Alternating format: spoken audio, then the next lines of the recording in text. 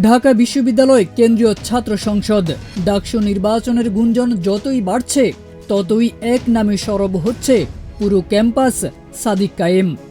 জুলাই আন্দোলনের সম্মুখ সারির এই ছাত্র নেতাকে ঘিরে যখন ভিপি প্রার্থিতার জোর আলোচনা, তখনই শুরু হয়েছে নানা প্রোপাগান্ডা, ব্যাশিং ও চরিত্র হননের প্রচেষ্টা।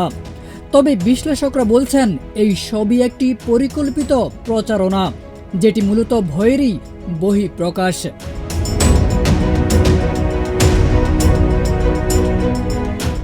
নেটিজেনরা মনে করছেন এটা তো হওয়ারই কথা ছিল।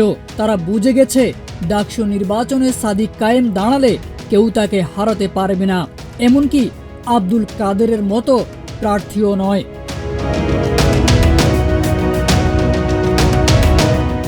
সূত্র বলছে ভিপি হিসেবে সাদিক কায়েমের নাম সামনে আসার পর থেকেই শীর্ষ মহল থেকে শুরু হয়েছে কৌশলী আক্রমণ।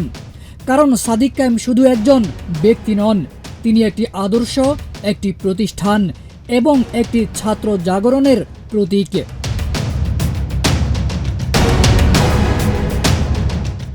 জুলাই আন্দোলনে সম্মুখ সারিতে ছিল সাদিক কায়েম উল্লেখ করে আল জাজিরার অনুসন্ধানী সাংবাদিক জুলকার নাইন সায়ের তার ফেসবুক পেজে লিখেন, গত বছরের 5ই আগস্টের পর এখনো পর্যন্ত যেই ছেলেটার নামে একটাও অসততার অভিযোগ আসেনি, তার নাম সাদিক কায়েম।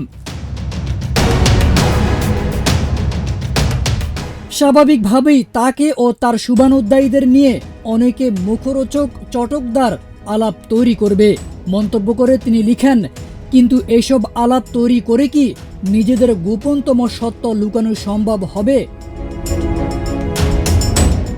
এখনো পর্যন্ত সাদিক কায়েম নিজে ভিপি প্রার্থী হওয়ার ব্যাপারে কিছু ঘোষণা দেননি। তবে তিনি দাঁড়ালে বিশ্লেষকরা বলছেন সম্ভাব্য সব ষড়যন্ত্র আর ভুয়া প্রচারণা মানিয়ে শিক্ষার্থীদের ভোটেই সাদিক কায়েমই হবেন পরবর্তী ডাকসু ভিপি।